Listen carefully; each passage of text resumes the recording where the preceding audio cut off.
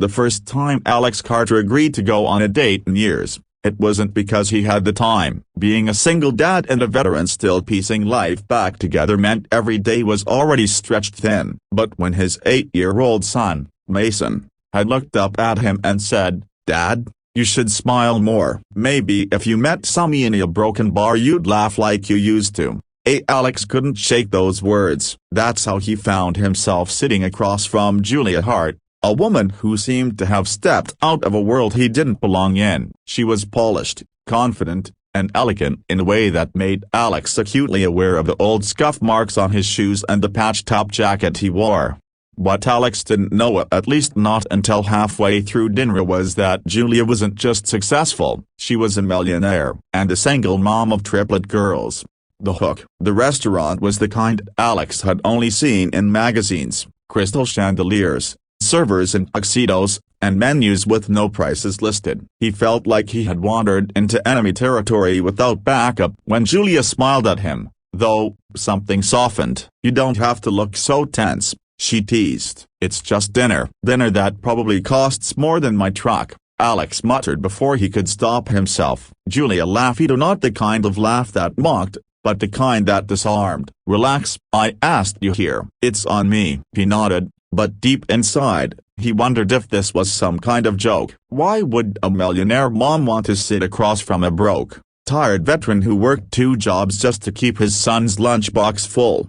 A clash of worlds. As their meals arrived, the plates of food that looked like art more than dinner, Julia leaned closer. "I heard you served overseas." "That couldn't have been easy," Alex shrugged. "Hard part wasn't the uniform. It's coming home and figuring out how to live without it. Raising Mason a broken bar, that's my mission now." Julia's eyes softened. "I understand more than you think. My girls." So she paused, shaking her head with a smile. "They're a handful." 3 little hurricanes. People assume money makes it easier, but a broken bar, being a mom, being alone in night, it's the same battlefield, just different terrain. For the first time, Alex felt himself relax. They weren't 2 worlds apart. They were 2 tired parents, trying to figure out life.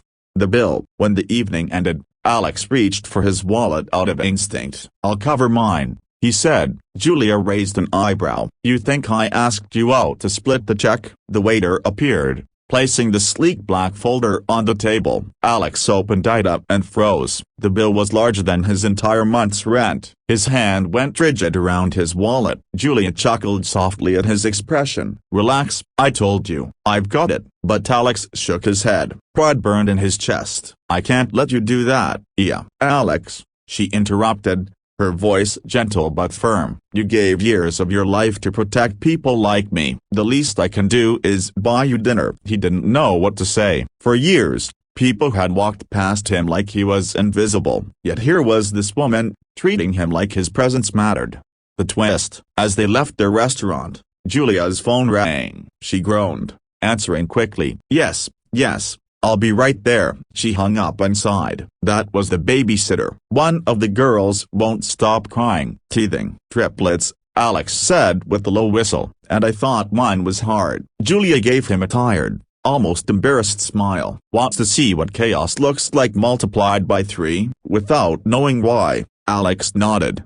The unexpected scene. When they arrived at Julia's home, a mansion that looked like it belonged in a movie, Alex felt out of place again. But the moment the front door opened, everything changed. 3 little girls ran toward Julia, the curls bouncing, their laughter filling the air. One clung to her leg, another proudly held up a crayon drawing. The third, red-cheeked and cranky, stretched her arms out for comfort. Julia scooped them all up with practiced ease. But Alex could see the exhaustion in her eyes. Without thinking, he stepped in. "Here," he said, gently taking the crying baby into his arms. Years of rocking Mason through sleepless nights had trained him well. He hummed softly, and within minutes, the little girl's sobs faded into hiccups. Julia stared at him, wide-eyed. "How did you a broken bar?" He shrugged. "Single dad. You learn fast, or you don't survive."